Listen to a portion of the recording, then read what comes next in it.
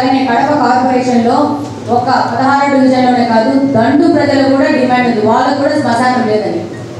అలాగే వైఎస్ కాలనీలో వాళ్ళకు కూడా శ్మశానం లేదని వాళ్ళు కూడా చెప్తున్నారు. వైఎస్ఆర్ కాలనీలో వాళ్ళు ఎవరైనా చనిపోతే ఇటు నానేపల్లి వైపు అటు తెల్మారెడ్డిపల్లి వైపు పోతే అక్కడ శ్మశానంలో వాళ్ళు ఆ యొక్క కార్యక్రమం జరుపుకోవడానికి అలో చేయట్లేదంట. మేము చనిపోతే రేపు మమ్మల్ని ఎక్కడ పెట్టాలో కూడా తెలియలేని పరిస్థితుల్లో ఈ కార్పొరేషన్ నడుస్తోందని వైఎస్ఆర్ కాలనీ వాళ్ళ వాసుల యొక్క ఆవేదన. అలాగనే నకాష్లో 34 డివిజన్ 35 డివిజన్లో కూడా శ్మశాన వాటిక పరిస్థితి చాలా అన్యాయంగా ఉంది. కబరిస్తాన్ దాదాపు అక్కడ వరకు నీళ్ళు వచ్చే పరిస్థితి ఉంది, ఖననం చేసే పరిస్థితిలో కూడా లేదు అక్కడ. దాన్ని కూడా ఈ యొక్క సభ దృష్టికి తీసుకొని వస్తున్నాను. అలాగే నానేపల్లిలో కూడా శ్మశాన వాటికి శ్మశానానికి పోతుంటే దాదాపు దారిలో మోకాల వరకు నీళ్ళు వచ్చే పరిస్థితి ఉంది. కార్పొరేషన్లో ఉన్నాం, 2024లో ఉన్నాం. ఈ యొక్క కార్పొరేషన్లో నివసిస్తున్న ప్రజలకు కనీసం శ్మశానం అనేది ఇది నేను దాదాపు 3-4 ప్రదేశాల డీటెయిల్స్ మాత్రమే ఇస్తున్నాను. దాదాపు ఇంకా ఎన్ని ఉన్నాయో ఒకసారి ఎంక్వైరీ చేసి శ్మశానం అనేది కూడా ఇవ్వలేని పరిస్థితిలో కార్పొరేషన్ నడుస్తామనేది చాలా బాధాకరమైన విషయము.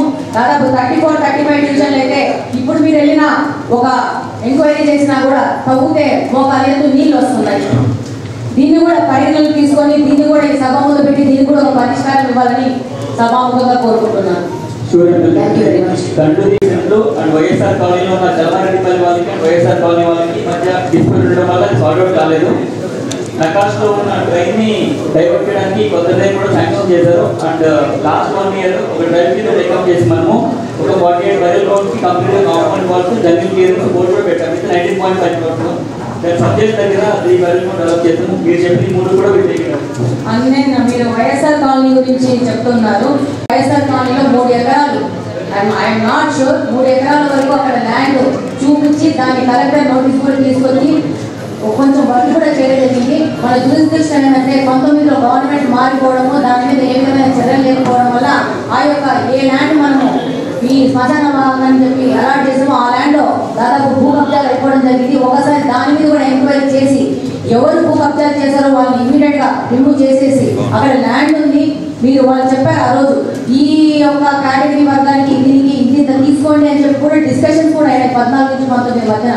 కానీ గవర్నమెంట్ మారిపోవడం వల్ల ఆ భూమి కబ్జా గురైపోవడం వల్ల వాళ్ళకి ఈరోజు బయలుదేరడం లేని పరిస్థితి ఏర్పడింది. ఒకసారి దాని మీద ఒకసారి దృష్టి సారించడం కోరుకుంటున్నాను.